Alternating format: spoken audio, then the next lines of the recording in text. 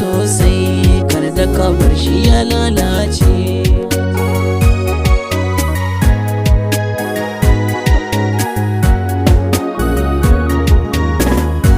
Kalmomin da ta furta min su zan faɗa ban ɓoyewa, alƙawarin da ka ɗauka min dan Allah kai cikawa.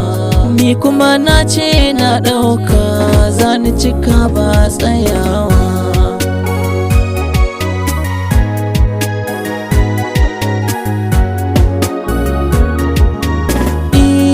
Daga jin haka ta zauna tana kira na shalele, ni kuma na kalle ta don idanuwa sun kukulle. Sai ta yi murmushin ta na annuri ga abubuwa sun ɓoye.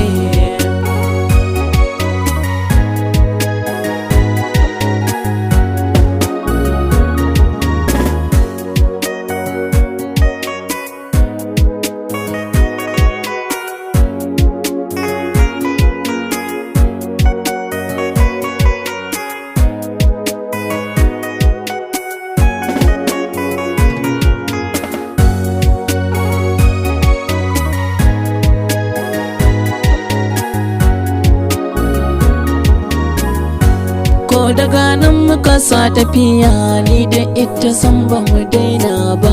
Tafiya muke ba juyawa, kallo na ba ta daina ba. Sai da muka je wata korama mai ruwan da ba sa karewa.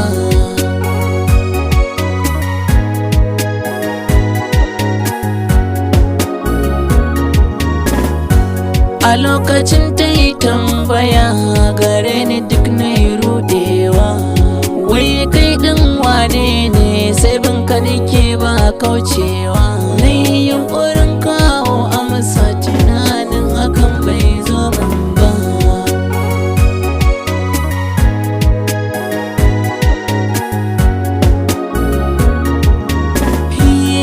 Tambayar da kike yi min amsar ta ba a rasa ba. Dan kina da kyau kuma kyawo ce, kyawun ki ba zai kare ba. Matsayin ki ya wuce kiro ko hanyar ki ba a waiki ba.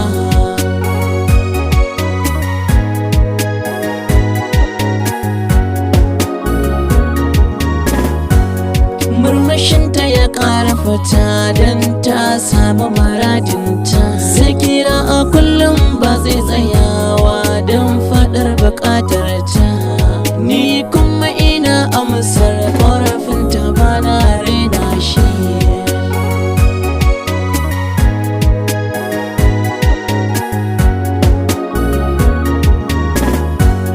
Wata rana ina aiki ban sani ba sai ga kiranta. Ban farga ba na juya ita kuma ta ɓata ranta.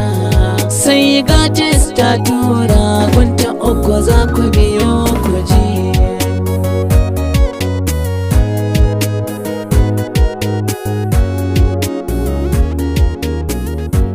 Alƙawarin soyayyar mu dan Allah ka kula sosai, kar da ka bar shi ya lalace.